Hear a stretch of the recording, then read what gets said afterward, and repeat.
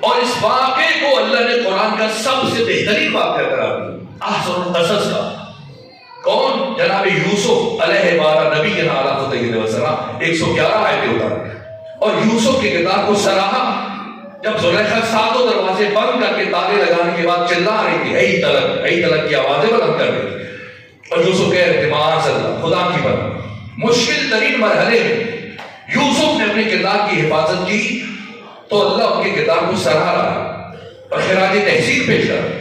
اتنی عزتوں اور عظمتوں کے حامل یوسف علیہ وآلہ نبی وسلم جب چند سالوں کی جدائی کے بعد وہ مرحلہ جب اپنے باپ یعقوب کے ساتھ سامنا ہوا، اور روایات میں جیسے ہی یعقوب نے دور سے اپنے بیٹے یوسف کو دیکھا تو سواری سے نیچے اترا اور دوڑنا شروع کیا، اور یوسف کی نگاہ جب اپنے باپ پر پڑی تو سوچا کہ میں کیا کروں، سوار ہو کے آگے بڑھوں یا پیدل چل کے آگے بڑھوں۔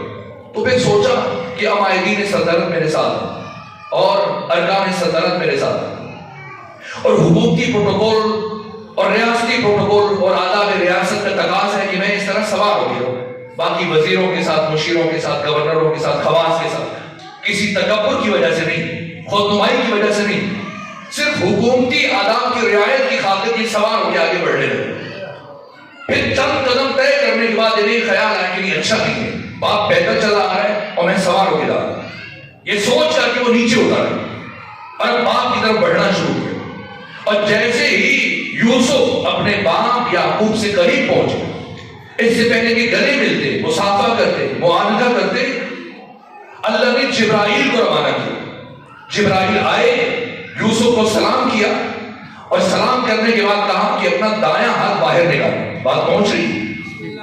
اپنا دایاں ہاتھ باہر نکالیں۔ یوسف نے اپنا دایاں ہاتھ باہر نکالا تو ایک نور آسمان کی طرف بلند ہوا۔ تعجب سے پوچھا اے جبرائیل یہ کیسا نور تھا؟ کہا یہ نور نبوت تھا۔ کیا مطلب؟ کہ اللہ نے نور نبوت کو ہمیشہ کے لیے آپ کے سلب سے واپس دے دیا۔ کہ کیوں، کیا ہوا؟ کہ آپ سے ترک اولاد سرزد ہوا۔ کہ کیسا ترک اولاد؟ کہ یوسف آپ نے اپنے باپ یعقوب کے احترام میں اترنے میں تاخیر کیے اور اللہ کو یہ تاخیر کا وارہ نہیں ہے۔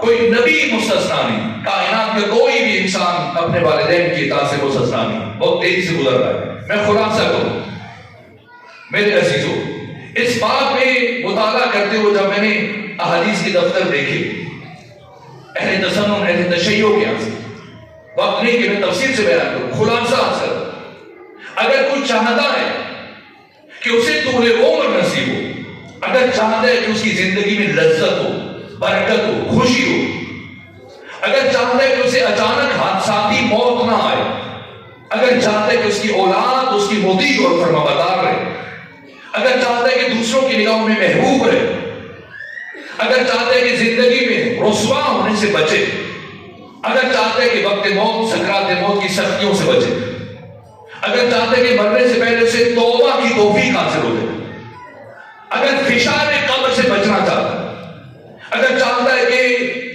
قیامت کے حساب و کتاب کے مرحلے میں آسانی ہو اور انبیاء کا ہم نشین بنے، اگر چاہتا ہے کہ اسے محمد و آل محمد کی شفاعت حاصل ہو، اس لیے سب سے بڑا عمل اور سب سے بڑا نسخہ والدین کی اطاعت اور والدین کی فرمانبرداری۔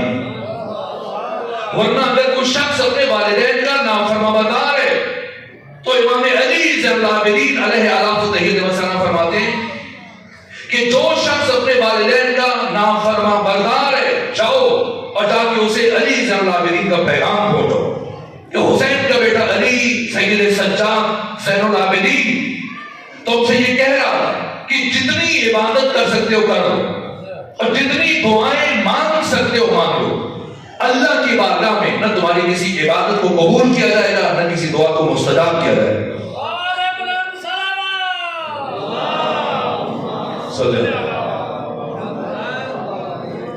اسی لیے مولانا متقیان فرماتے ہیں اے ہمارے شیعوں، کوشش کرنا کہ جب قیامت کے دن ہمارے سامنے ہو تو انسانی شکل میں معشور ہو سکو، پھر تمہاری شفاعت جانے اور ہم محمد و آل محمد جانے۔ لیکن قیامت کے دن انسانی شکل میں معشور ہونا یہ مشکل مرحلہ ہے. اس لیے میں مسلسل امام سجاد کے فرامین بیان کروں چونکہ ان کی ایام میلاد ہے. تو آقا امام سجاد فرماتے کہ قیامت کے دن اکثر لوگ 9 جانوروں کی شکل میں اٹھیں گے. شراب خار قیامت کے دن سور کی شکل میں اٹھے گا، سود کھانے والا. اسی طرح سے تارک الصلاۃ قیامت کے دن کتے کی شکل میں اٹھے گا.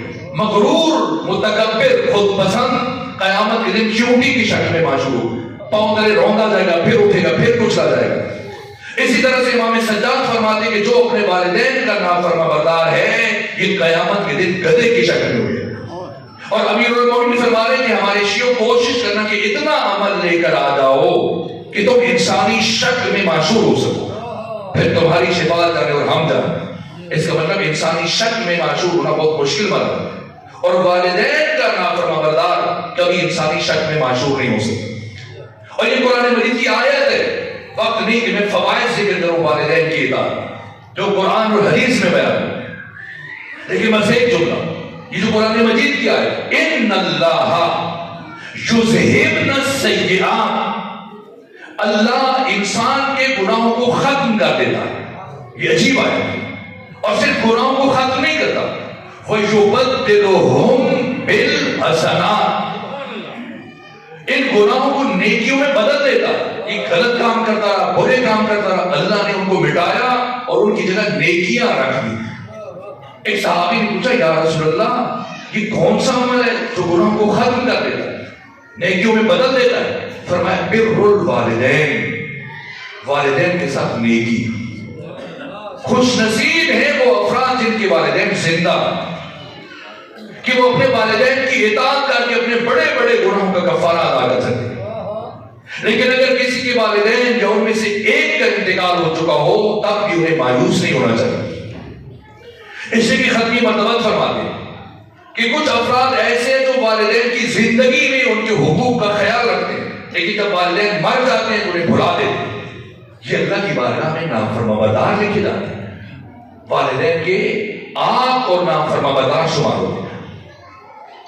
لیکن کچھ ایسے خوش نصیب ہیں جو والدین کی زندگی میں ان کے حقوق کو ادا نہیں کر پاتے، لیکن جیسی والدین مرتے ہیں یہ متوجہ ہو جاتے ہیں اور پھر ان کے حقوق کو ادا کرتے ہیں تو یہ والدین کے فرمانبردار شمار کیے جاتے ہیں. والدین ہمارے لیے مجرا فیض ہے، واسطہ فیض ہے، وسیلہ فیض ہے. میں نے حدیث کی بڑی کتابوں میں اس واقعے کو پڑھا. ایک صحابی پیغمبر کی خدمت میں